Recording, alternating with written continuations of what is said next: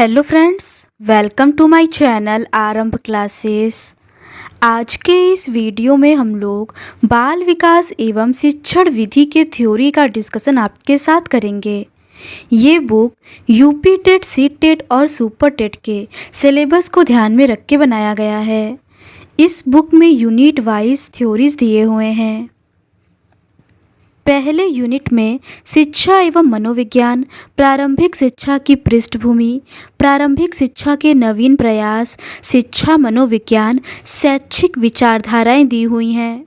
दूसरे यूनिट में वृद्धि एवं विकास, विकास की अवस्थाएं, वंशानुक्रम एवं वातावरण, समाजीकरण, समाज निर्माण में लैंगिक मुद्दे, संज्ञानात्मक विकास, संवेगात्मक विकास, बुद्धि की अवधारणा एवं सिद्धांत, बुद्धि का मापन एवं परीक्षण, भाषा एवं विचार, बाल केंद्रित एवं प्रगतिशील शिक्षा, व्यक्तित्व की अवधारणा एवं सिद्धांत, व्यक्तित्व का मापन एवं परीक्षण, वैयक्तिक भिन्नता, चिंतन, तर्क एवं कल्पना, समस्या समाधान, सृजनात्मकता। तीसरे यूनिट में शैक्षिक मूल्यांकन, उपलब्धि परीक्षण तथा प्रश्न पत्र निर्माण, क्रियात्मक शोध एवं शैक्षिक नवाचार। चौथे यूनिट में समावेशी शिक्षा, विशिष्ट आवश्यकता वाले बच्चे। पांचवें यूनिट में शिक्षण विधियाँ, बच्चे कैसे सोचते और सीखते हैं, अधिगम, अधिगम के नियम और सिद्धांत, अधिगम वातावरण, अधिगम की वैकल्पिक अवधारणाएं। ये सभी टॉपिक्स दिए हुए हैं। तो बिना देर किए चलिए आज का ये वीडियो स्टार्ट करते हैं।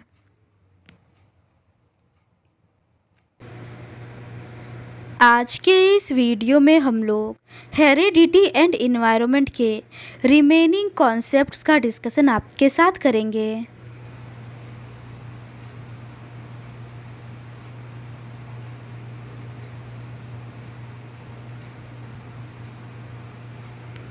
वंशानुक्रम के सिद्धांत, प्रिंसिपल्स ऑफ हेरेडिटी।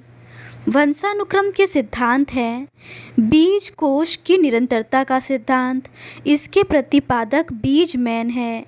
दूसरा है बायोमेट्री का सिद्धांत, इसके प्रतिपादक गाल्टन है। तीसरा है मेंडल का वंशानुक्रम सिद्धांत। चौथा है डार्विन का सिद्धांत और पांचवा है लेमार्क का सिद्धांत। वंशानुक्रम के सिद्धांत हैं, पहला है बीज कोश की निरंतरता का सिद्धांत, इसके प्रतिपादक बीजमैन है। दूसरा है बायोमेट्री का सिद्धांत, इसके प्रतिपादक गाल्टन है। तीसरा है डार्विन का सिद्धांत। चौथा है मेंडल का वंशानुक्रम सिद्धांत और पांचवा है लेमार्क का सिद्धांत। ये उपार्जित लक्षणों की वंशागति का सिद्धांत है।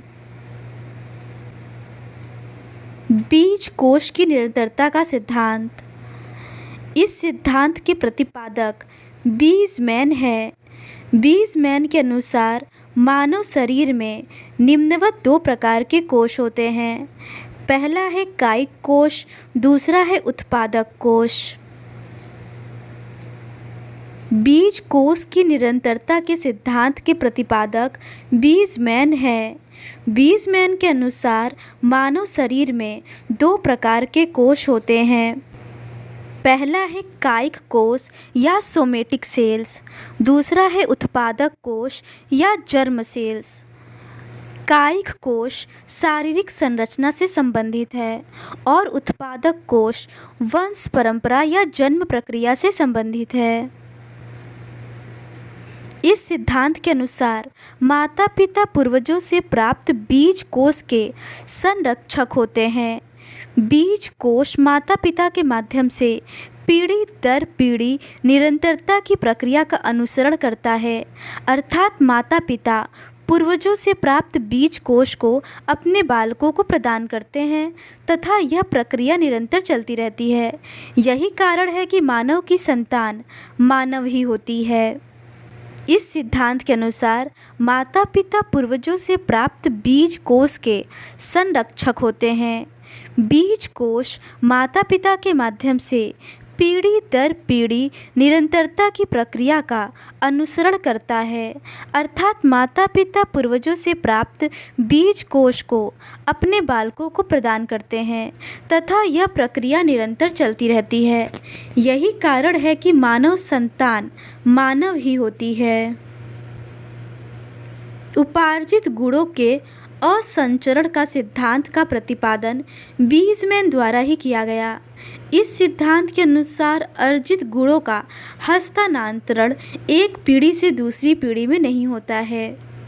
उपार्जित गुणों के असंचरण का सिद्धांत का प्रतिपादन बीजमैन द्वारा ही किया गया। इस सिद्धांत के अनुसार अर्जित गुणों का हस्तांतरण एक पीढ़ी से दूसरे पीढ़ी में नहीं होता है। बीजमैन ने 25 पीढ़ियों तक चूहों पर प्रयोग किया। वे चूहों की पूंछों को हर बार काट देते थे, लेकिन बिना पूंछ के चूहे कभी पैदा ही नहीं हुए। बीजमैन ने 25 पीढ़ियों तक चूहों पर प्रयोग किया। वे चूहों की पूंछों को हर बार काट देते थे, लेकिन बिना पूंछ के चूहे कभी पैदा नहीं हुए। क्रो एंड क्रो के अनुसार एक माँ जो किसी ब्यूटी पार्लर की मदद से अपने बाल घुंघराले कर लेती है, वह अपने बालों का घुंघरालापन वंशानुक्रम विरासत के रूप में अपनी बेटी को नहीं दे सकती। इसी तरह एक कुशल बढ़ई का बेटा भी लकड़ी के काम में कुशल तभी बन सकता है जब वह इसके लिए आवश्यक उन सभी योग्यताओं और क्षमताओं को वंशक्रम की धरोहर के रूप में प्राप्त कर ले, जो कि उसे आवश्यक अभिप्रेरणा और प्रशिक्षण के आधार से अपने पिता जैसी या उससे अधिक कुशलता ग्रहण करने में मदद कर सके। क्रो एंड क्रो का कहना है कि एक माँ जो किसी ब्यूटी पार्लर की मदद से अपने घुंघराले बाल कर लेती है, वह अपने बालों का घुंघरालापन वंशक्रम विरासत के रूप में अपनी बेटी को नहीं दे सकती। इसी कारण एक कुशल बढ़ई का बेटा भी लकड़ी के काम में कुशल तभी बन सकता है जब वह इसके लिए आवश्यक उन सभी योग्यताओं और क्षमताओं को वंशक्रम की धरोहर के रूप में प्राप्त कर सके, जो कि उसे आवश्यक अभिप्रेरणा और प्रशिक्षण के आधार से अपने पिता जैसी या उससे अधिक कुशलता ग्रहण करने में मदद कर सके। अर्जित कुशलता, ज्ञान, अनुभव और रुचियों आदि का हस्तांतरण वंशक्रम धरोहर के रूप में नहीं होता है। अर्जित कुशलता, ज्ञान, अनुभव तथा रुचियों आदि का हस्तांतरण वंशक्रम धरोहर के रूप में नहीं होता है। अगला है जीन सांख्यिकी का सिद्धांत या बायोमेट्री थ्योरी। इस सिद्धांत के प्रतिपादक फ्रांसिस गाल्टन हैं। फ्रांसिस गाल्टन को सुजनन शास्त्र का जनक भी कहा जाता है। गाल्टन ने 1775 ईस्वी में बताया कि बालक उतना ही योग्य होता है जितना उसके पूर्वज। गाल्टन के अनुसार व्यक्ति की बुद्धि और अन्य मानसिक योग्यताओं पर उसके वंशानुक्रम का ही प्रभाव पड़ता है। जीन सांख्यिकी के सिद्धांत के प्रतिपादक फ्रांसिस गाल्टन हैं। फ्रांसिस गाल्टन को सुजनन शास्त्र का जनक भी कहा जाता है। गाल्टन ने 1775 ईस्वी में बताया कि बालक उतना ही योग्य होता है जितना उसके पूर्वज। गाल्टन के अनुसार व्यक्ति की बुद्धि और अन्य मानसिक योग्यताओं पर उसके वंशानुक्रम का ही प्रभाव पड़ता है। गाल्टन के अनुसार जीव को लक्षण उसके माता पिता से ही नहीं वरन उसके दादा दादी, परदादा परदादी तथा अन्य पूर्वजों से प्राप्त होते हैं।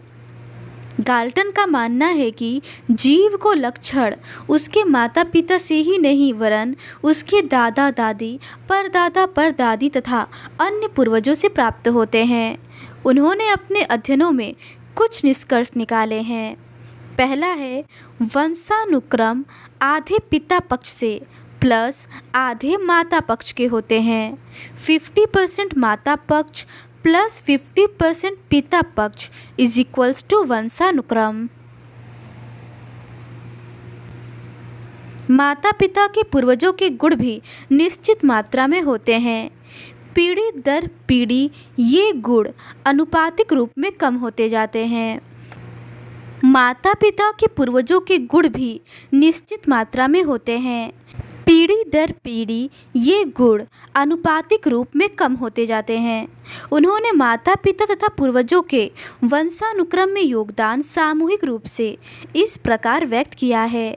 वंशानुक्रम में 50% माता पिता का योगदान होता है, 25% दादा दादी या नाना नानी का योगदान होता है और 12.5% परदादा परदादी परनाना परनानी का योगदान होता है।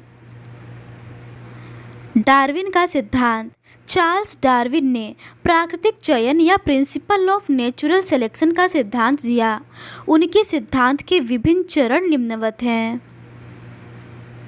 सजीवों में संतानोत्पादन से बच्चे पैदा होते हैं।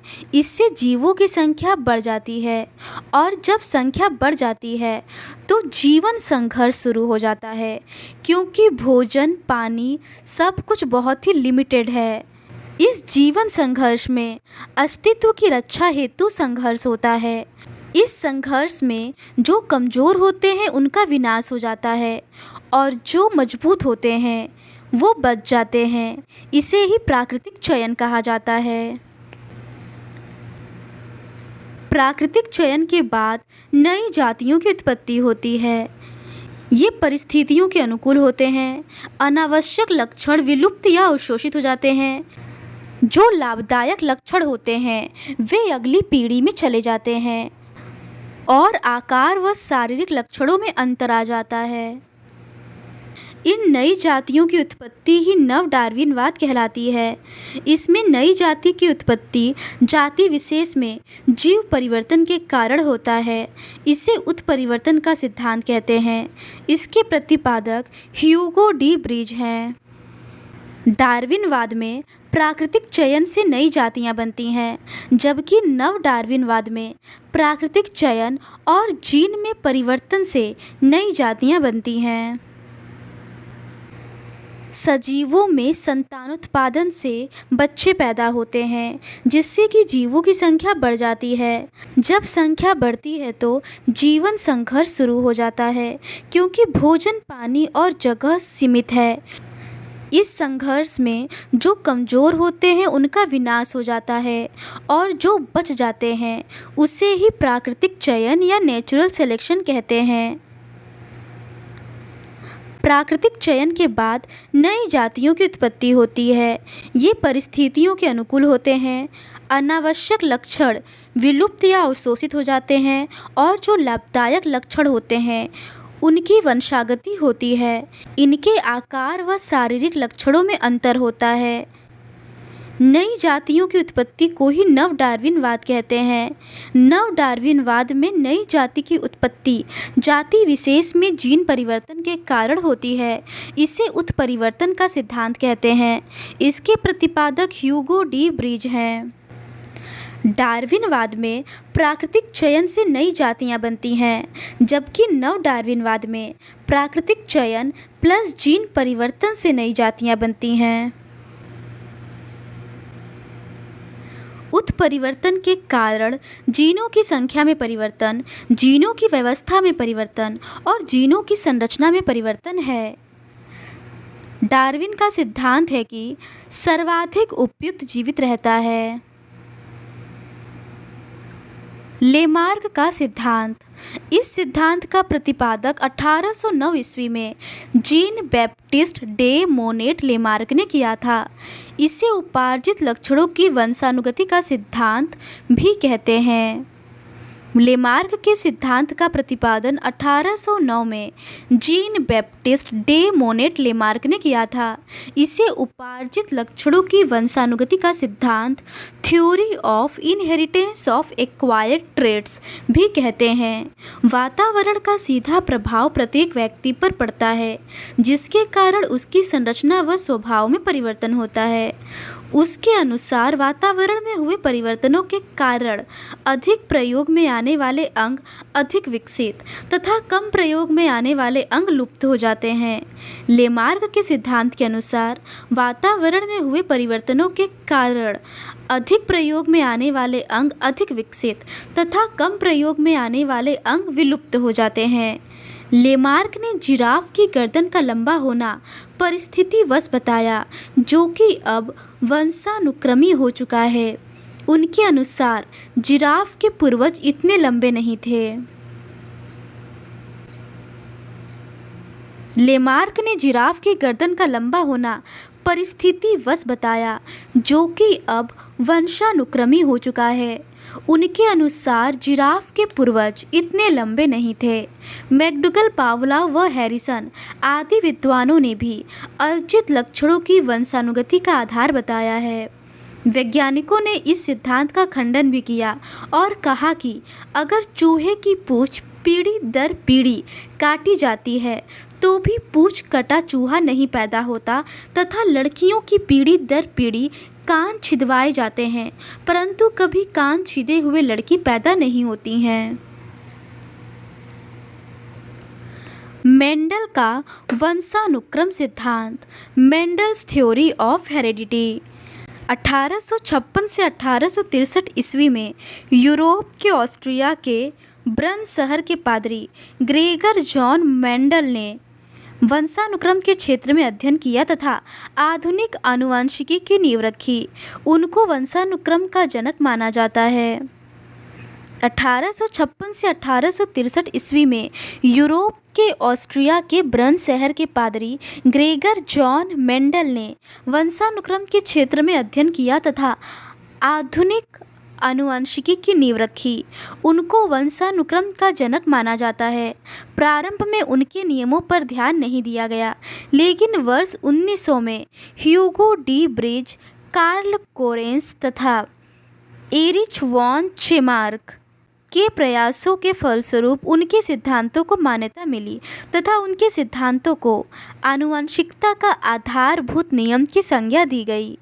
मेंडल के सिद्धांत को आनुवंशिकता का आधारभूत सिद्धांत की मान्यता दी गई। मेंडल ने अपने प्रयोगों के लिए बगीचे की मटर को चुना। इसका वैज्ञानिक नाम पिसम सैटिवम है।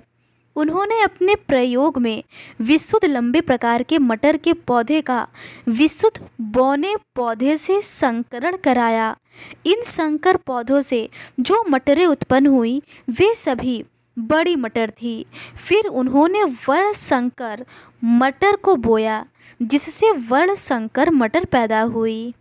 जब बड़ी मटर और छोटी मटर के परागकणों का बदलाव किया जाता है तो पहली पीढ़ी में सिर्फ वर्ण संकर मटर यानी बड़े मटर ही पैदा होते हैं, जबकि दूसरी पीढ़ी में बड़ी मटर शुद्ध 25%, बड़ी संकर मटर 50% और छोटी मटर 25% होते हैं।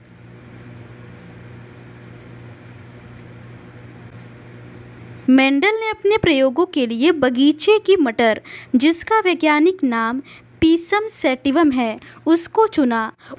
उन्होंने अपने प्रयोग में विशुद्ध लंबे प्रकार के मटर के पौधे का विशुद्ध बौने पौधे से संकरण कराया। इन संकर पौधों से जो मटरें उत्पन्न हुई वे सभी बड़ी मटर थी। फिर उन्होंने वर्ण संकर मटर को बोया, जिससे वर्ण संकर मटर पैदा हुई। इसी प्रकार मेंडल ने चूहों पर भी प्रयोग किए और पूर्ववत ही निष्कर्षों को प्राप्त किया। मेंडल ने काले और सफ़ेद चूहों को साथ रखा, जिनसे काले चूहे उत्पन्न हुए, लेकिन जब इनको वर्ण संकर चूहों के साथ रखा गया तो काले और सफ़ेद दोनों चूहे पैदा हुए। जब सफ़ेद चूहे और काले चूहे को एक साथ रखा गया तो काले चूहे पैदा हुए। अपने प्रयोगों के आधार पर मेंडल ने वंशानुक्रम से संबंधित निम्न सिद्धांतों का प्रतिपादन किया। मटर का प्रयोग, बगीचे का मटर, इसका वैज्ञानिक नाम पिसम सैटिवम है। मेंडल का सिद्धांत है प्रभाविकता का नियम, विसंयोजन या पृथकता का सिद्धांत और स्वतंत्र चयन का सिद्धांत। मेंडल का सिद्धांत, प्रभाविकता का सिद्धांत, विसंयोजन या पृथकता का सिद्धांत और स्वतंत्र चयन का सिद्धांत है। प्रभाविकता या प्रधानता का सिद्धांत है। इस सिद्धांत के अनुसार जब किन्हीं दो विपरीत गुणों वाली प्रजाति की विभिन्न किस्मों में वर्णसंकर की उत्पत्ति होती है, तब उस वर्णसंकर में उसी गुण या विशेषता की प्रधानता रहती है जो अधिक प्रभावशाली होती है। प्रिंसिपल ऑफ डोमिनेंस के अकॉर्डिंग जब किन्हीं दो विपरीत गुणों वाली प्रजाति की विभिन्न किस्मों में वर्णसंकर की उत्पत्ति होती है, तब उस वर्णसंकर से उसी गुण या विशेषता की प्रधानता रहती है जो अधिक प्रभावशाली रहता है। दूसरा है विसंयोजन या पृथकता का सिद्धांत। इस सिद्धांत के अनुसार जो गुण पहली संकर पीढ़ी में निहित होते हैं वे समाप्त नहीं होते, बल्कि बाद की संकर पीढ़ी के कुछ सदस्यों में दिखाई देते हैं। ये दबे हुए गुण अपना अस्तित्व नहीं खोते हैं, बल्कि कुछ पीढ़ी बाद अपने मूल रूप से अलग अस्तित्व बना लेते हैं। विसंयोजन या पृथकता के सिद्धांत के अनुसार जो गुण पहली संकर पीढ़ी में निहित होते हैं वे समाप्त नहीं होते हैं, बल्कि बाद की संकर पीढ़ी के कुछ सदस्यों में दिखाई देते हैं। ये दबे हुए गुण अपना अस्तित्व नहीं खोते हैं, बल्कि कुछ पीढ़ी बाद अपने मूल रूप से अलग अस्तित्व बना लेते हैं।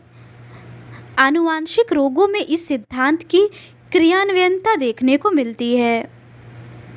अगला है स्वतंत्र चयन या वर्गीकरण का सिद्धांत। दो लक्षणों की वंशागति के जीन संतति में स्वतंत्र रूप से हस्तांतरित होते हैं, अर्थात किसी एक आनुवंशिक गुण का वितरण दूसरे आनुवंशिक गुण के वितरण को प्रभावित नहीं करता। स्वतंत्र चयन या वर्गीकरण का सिद्धांत के अनुसार दो लक्षणों की वंशागति, प्रत्येक लक्षण जो कि जीनों के एक जोड़े द्वारा नियंत्रित होते हैं, के जीन संतति में स्वतंत्र रूप से हस्तांतरित होते हैं, अर्थात किसी एक आनुवंशिक गुण का वितरण दूसरे आनुवंशिक गुण के वितरण को प्रभावित नहीं करता। जैसे मटर के पौधे के फूल का रंग, मटर की फली का आकार, डंठल की लंबाई इत्यादि गुणों से स्वतंत्र होता है। आनुवांशिकता या वंशानुक्रम के नियम, लॉज ऑफ हेरिडिटी। वंशानुक्रम के उपयुक्त सिद्धांतों को अमल में लाने के फलस्वरूप वंशानुक्रम संबंधी कुछ नियम प्रकाश में आए हैं, जो इस प्रकार हैं। आनुवांशिकता या वंशानुक्रम के नियम हैं विभिन्नता का नियम, प्रत्यागमन का नियम, चयनित गुणों का नियम, मातृ व पितृपक्ष का नियम, संयोग का नियम, समानता का नियम। आनुवांशिकता या वंशानुक्रम के नियम हैं विभिन्नता का नियम, प्रत्यागमन का नियम, चयनित गुणों का नियम, मातृ व पितृपक्ष का नियम, संयोग का नियम और समानता का नियम। समानता का नियम, इसका तात्पर्य है जैसे माता पिता वैसी संतान। इस नियम के अनुसार बच्चों में अपने माता पिता के समान होने की प्रवृत्ति होती है, अर्थात जैसे माता पिता होते हैं वैसे ही उनकी संतान भी होती है।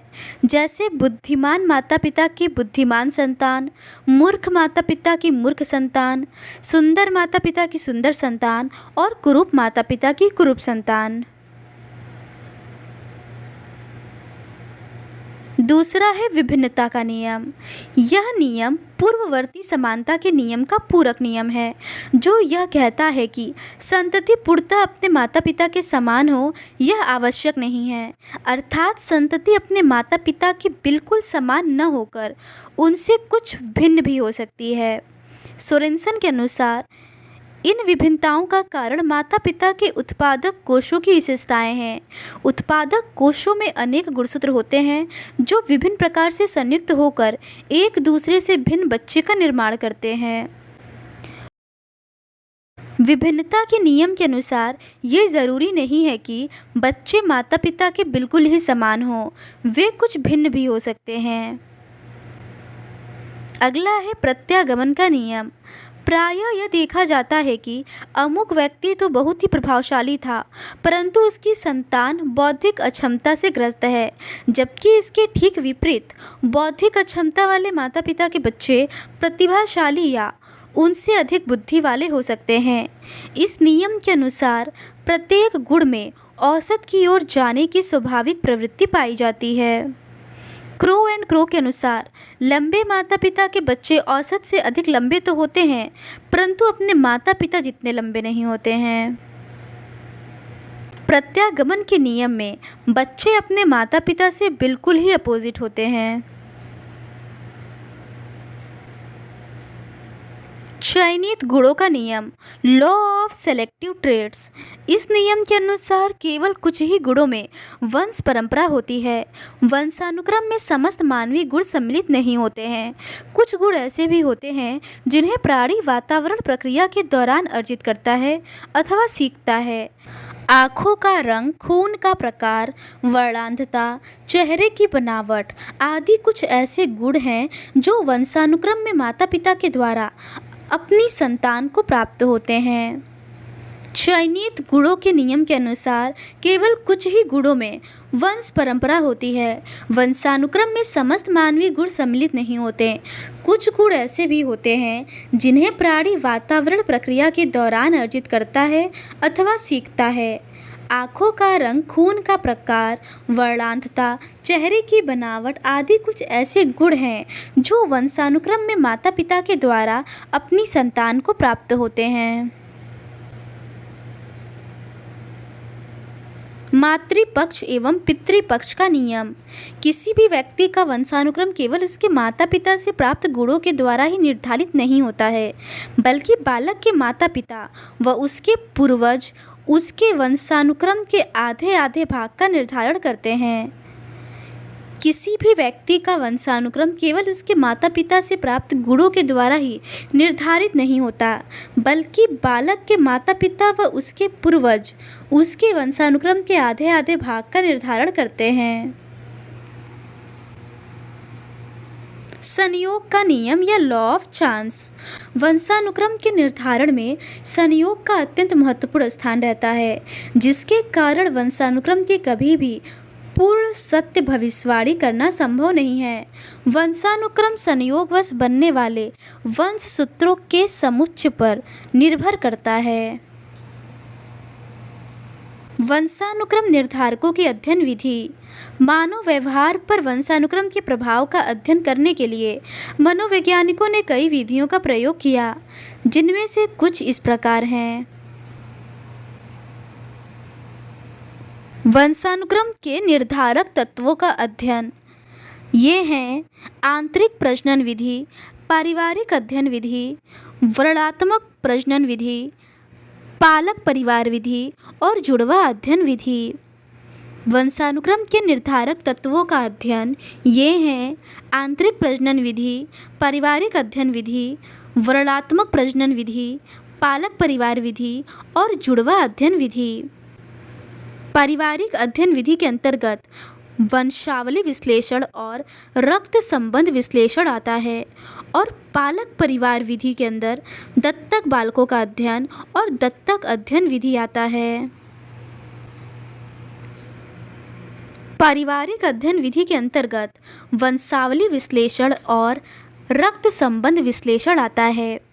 वंशावली विश्लेषण के प्रतिपादक फ्रांसिस गाल्टन हैं। इसमें एक ही परिवार की पीढ़ियों के सदस्यों का अध्ययन किया जाता है। इसमें चार्ट के माध्यम से आंकड़ों का विश्लेषण किया जाता है। रक्त संबंध विश्लेषण। 1912 ईस्वी में हेनरी गोडार्ड ने रक्त संबंध या संगोत्रता विश्लेषण प्रकाशित की। एक ही गोत्र की दो भिन्न पीढ़ियों के सदस्यों का अध्ययन। इसमें एक ही गोत्र के दो भिन्न पीढ़ियों के सदस्यों का अध्ययन किया जाता है।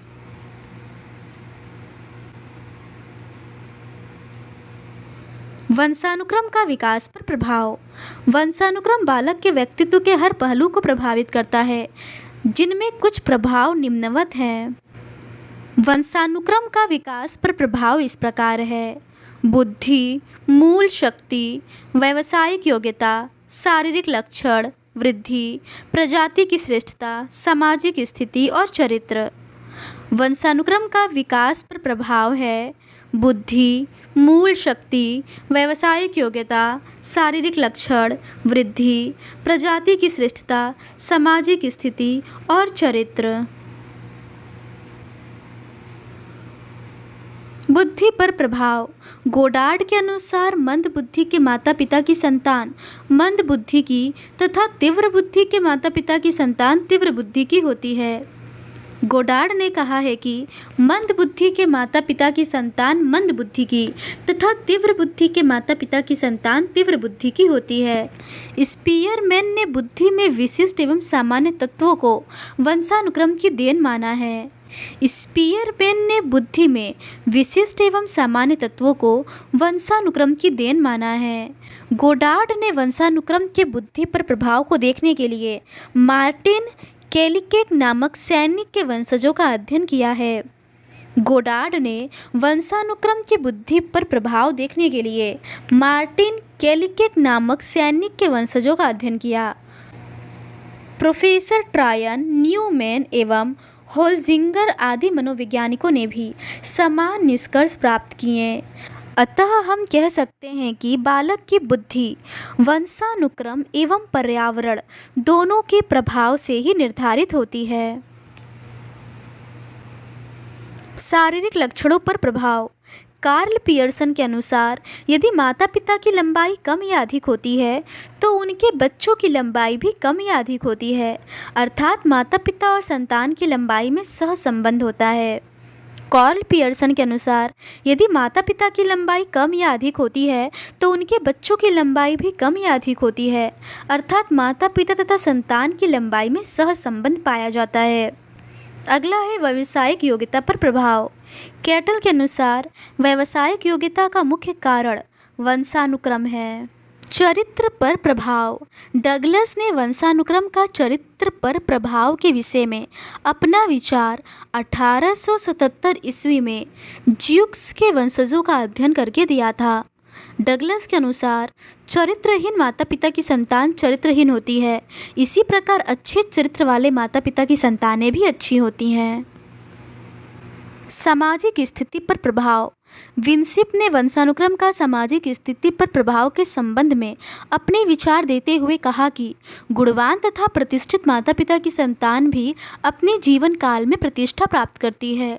विंसिप ने जोनाथन एडवर्ड नामक परिवार का अध्ययन करके यह निष्कर्ष निकाला।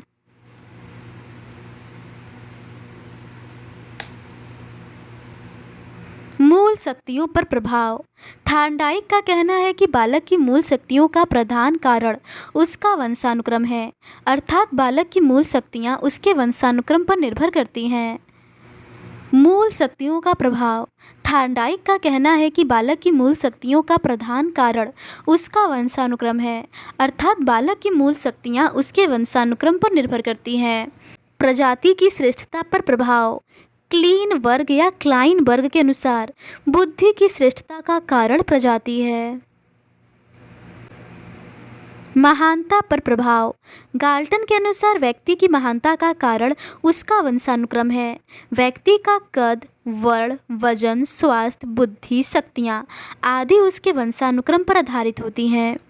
काल्सनिक के अनुसार जिस सीमा तक व्यक्ति की शारीरिक रचना को उसके जीन निश्चित करते हैं, उस सीमा तक उसके मस्तिष्क एवं स्नायु संस्थान व रचना, उसके अन्य लक्षण, उसकी खेलकूद संबंधी कुशलता और उसकी गणित संबंधी योग्यता भी वंशानुक्रम पर निर्भर करती है, परंतु ये बातें उसके वातावरण पर कहीं अधिक निर्भर करती हैं।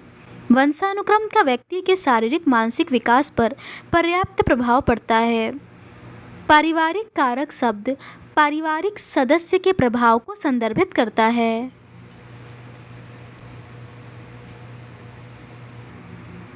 तो आज के इस वीडियो में बस इतना ही। इस सीरीज़ के नेक्स्ट पार्ट में हम लोग वातावरण से रिलेटेड कॉन्सेप्ट का डिस्कशन आपके साथ करेंगे। अगर आपको ये सीरीज़ पसंद आती है तो please do subscribe to my channel and like this video. Thank you.